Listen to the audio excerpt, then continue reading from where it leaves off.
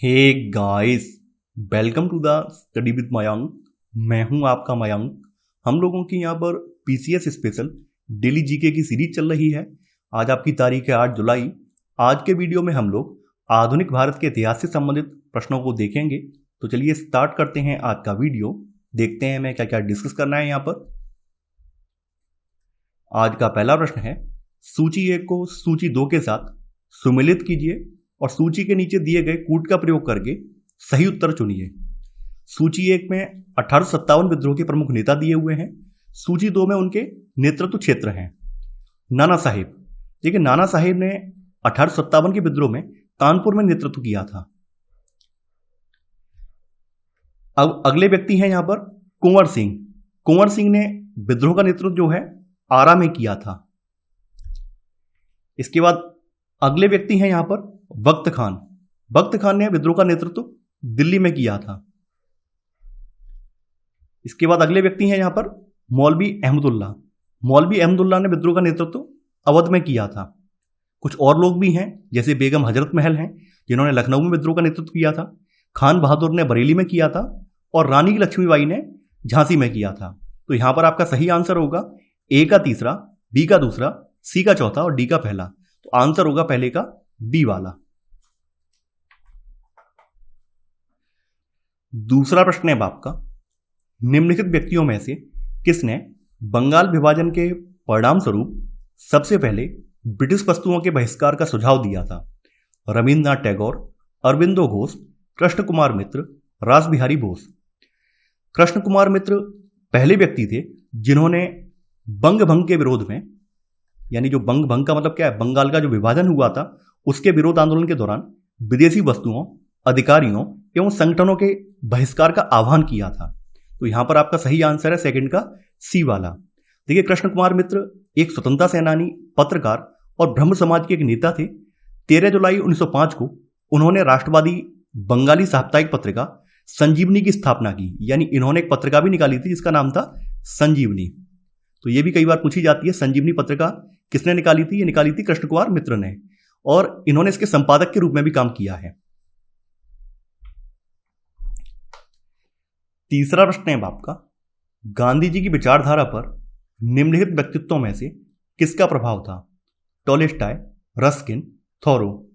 आपको कूट का प्रयोग करके सही उत्तर का चयन करना है। देखिए रस्किन, टॉलस्टॉय और थोरो जैसे धर्मनिरपेक्ष लेखकों ने गांधी जी की विचारधारा को बहुत प्रभावित किया।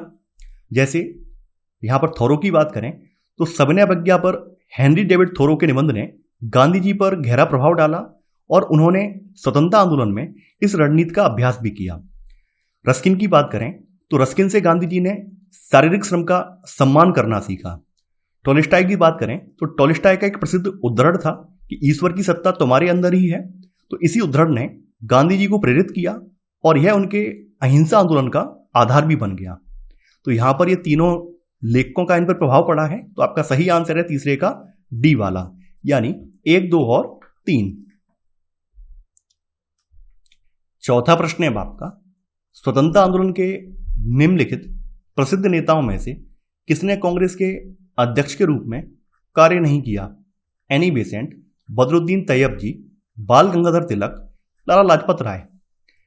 एनी बेसेंट जो है ये वर्ष 1917 में कांग्रेस की पहली महिला अध्यक्ष चुनी गई थी।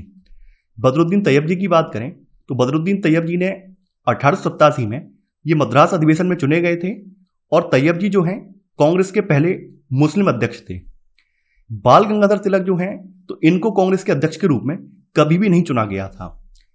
लाला लाजपत राय की बात करें तो लाला लाजपत राय ने वर्ष 1920 में कलकत्ता में आयोजित कांग्रेस के एक विशेष सत्र की अध्यक्षता की थी। तो यहां पर आपका सही आंसर होगा चौथे का सी वाला, यानी बाल गंगाधर तिलक जो हैं कभी भी कांग्रेस के अध्यक्ष के रूप में इन्होंने कार्य नहीं किया है। पांचवा प्रश्न है आपका, स्वामी दयानंद सरस्वती के बारे में निम्नलिखित कथनों पर विचार कीजिए। पूछा गया है कौन सा कथन सही है? उन्होंने वैदिक शिक्षा और धर्म की वैदिक शुद्धता को पुनर्जीवित करने के लिए वेदों की ओर लौटो का आह्वान किया। उनका मानना था कि अच्छी सरकार भी स्वराज का विकल्प नहीं हो सकती है।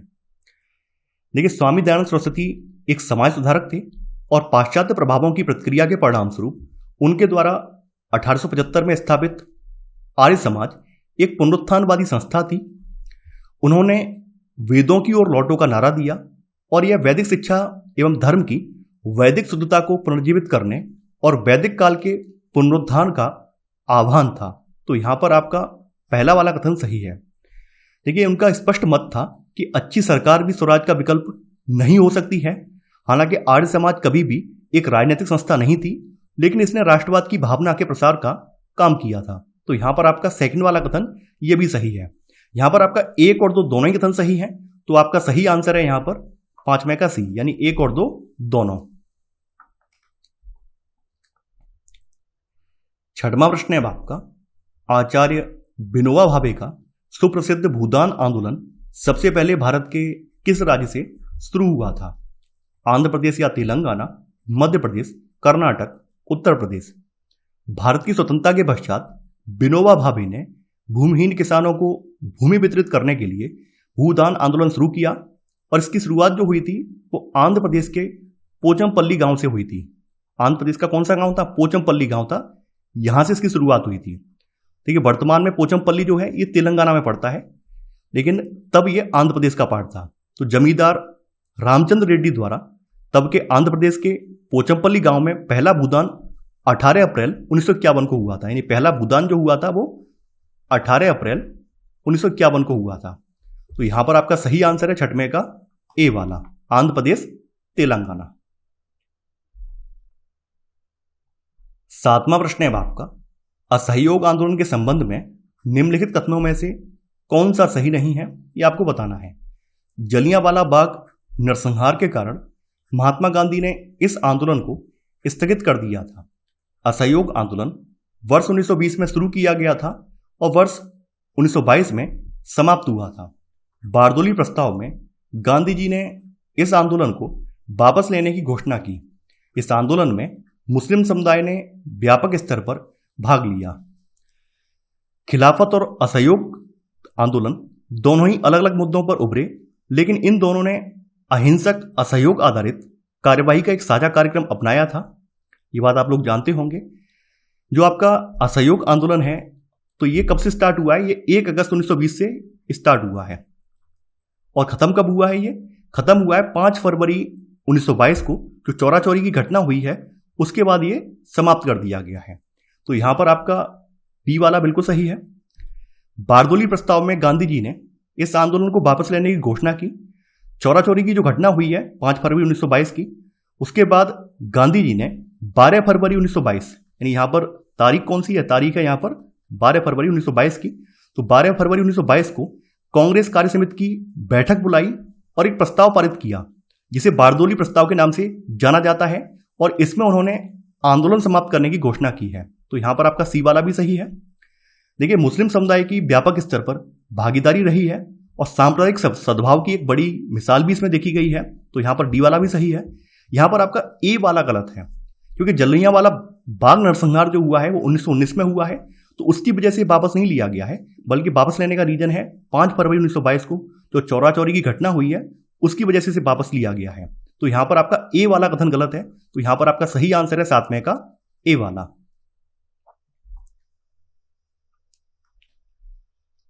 8वां प्रश्न है आपका, नीचे 2 कथन दिए गए हैं, एक को कथन और दूसरे को कारण का नाम दिया गया है। अब ये कथन, महात्मा गांधी द्वितीय गोलमेज सम्मेलन में भारतीय राष्ट्रीय कांग्रेस के एकमात्र प्रतिनिधि थे। कारण, सम्मेलन के इस दूसरे संस्करण में कांग्रेस की भागीदारी 1931 के गांधी इरविन समझौते का परिणाम थी। देखिए, 5 मार्च 1931 को गांधी इरविन समझौते पर हस्ताक्षर किए गए हैं। यानी ये तारीख कब है? ये तारीख थी आपकी 5 मार्च 1931 की, और इस तारीख को गांधी इरविन समझौते पर हस्ताक्षर किए गए हैं, जहां यह सहमति व्यक्त की गई है कि सविनय अवज्ञा आंदोलन को समाप्त कर दिया जाएगा, कांग्रेस गोलमेज सम्मेलन में भाग लेगी, साथ ही कांग्रेस की गतिविधियों पर अंकुश लगाने के लिए ब्रिटिश सरकार द्वारा जारी अध्यादेश तथा अभियोजन को वापस ले लिया जाएगा। गांधी इरविन समझौते पर हस्ताक्षर करने के पश्चात गांधी जी ने भारतीय राष्ट्रीय कांग्रेस के एकमात्र प्रतिनिधि के रूप में द्वितीय गोलमेज सम्मेलन में भाग लिया है।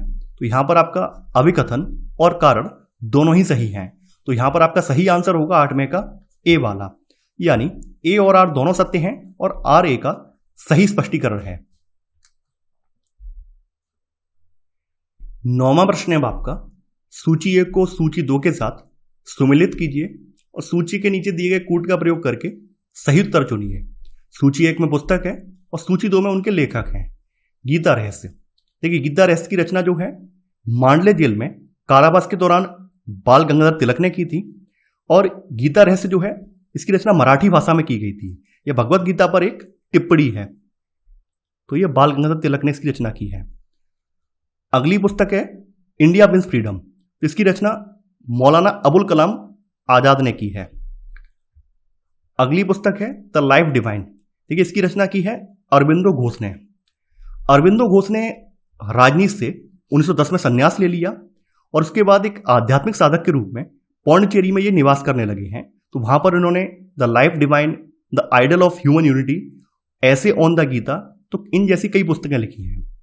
अगली पुस्तक है यहां पर poverty and un-British rule in India, इसकी रचना दादा भाई नौरोजी ने की थी। तो इस पुस्तक के माध्यम से नौरोजी ने अंग्रेजों द्वारा धन निष्कासन की ओर ध्यान आकर्षित किया। तो यहां पर आपका सही आंसर होगा ए का तीसरा, बी का चौथा, सी का पहला और डी का दूसरा। तो आंसर है 9वें का ए वाला। 10वां प्रश्न है आपका, सती प्रथा का उन्मूलन किस गवर्नर जनरल के कार्यकाल के दौरान हुआ? लॉर्ड कॉर्नवालिस, लॉर्ड बेलेजली, Lord Ripon, Lord William Bentinck. देखिए 4 दिसंबर 1829 को तत्कालीन governor general Lord William Bentinck ने बंगाल सती विनियम पारित करके ब्रिटिश भारत के सभी न्यायाधिकरण क्षेत्रों में सती प्रथा को प्रतिबंधित कर दिया था। और सती प्रथा को प्रतिबंधित करने के पीछे राजा राममोहन राय और अन्य समाज सुधारकों के उग्र अभियान और आंदोलन थे, जिसकी वजह से इसे प्रतिबंधित किया गया था। तो यहां पर आपका सही आंसर है 10वें का डी वाला, लॉर्ड विलियम बेंटिक। तो ये था हमारा आज का वीडियो। आई होप आपको आज का वीडियो पसंद आया होगा। आप लोग इस वीडियो को लाइक और शेयर करना बिल्कुल ना भूलें। देखिए आप लोगों की तरफ से मुझे कमेंट मिल रहे हैं कि सर इस सीरीज में प्रश्नों को बढ़ा दीजिए। मैं प्रश्नों को एक ही कंडीशन पर बढ़ाऊंगा, अगर यहाँ पर व्यूअरशिप बढ़ती है, क्योंकि अभी मैं देख रहा हूँ कि आप में से बहुत सारे लोग इसमें इंटरेस्ट नहीं ले रहे हैं, तो शायद आप लोगों को ऐसा लग रहा है कि हमारे लिए यूजफुल नहीं है। जब आप लोगों का इंटरेस्ट इस सीरीज में बढ़ने लगेगा तो वैसे वैसे मैं यहाँ पर क्वेश्चन भी बढ़ाते जाऊंगा। तो ज़्यादा क्वेश्चन रखने से भी फायदा नहीं है एकदम से, क्योंकि ज़्यादा क्वेश्चन रखेंगे तो आप लोग बोर होने लगेंगे, वीडियो नहीं देखेंगे तो और दिक्कत होगी। तो बेटर ये है कि मैंने अभी 10 क्वेश्चन रखे हैं, अगर आप लोगों की यहाँ पर संख्या बढ़ती है तो ये मैं डबल भी कर दूंगा। तो आई होप आपको मेरी बातें समझ में आ गई होंगी। तो चलिए आज के लिए बस इतना ही। Thanks for watching. जय हिंद।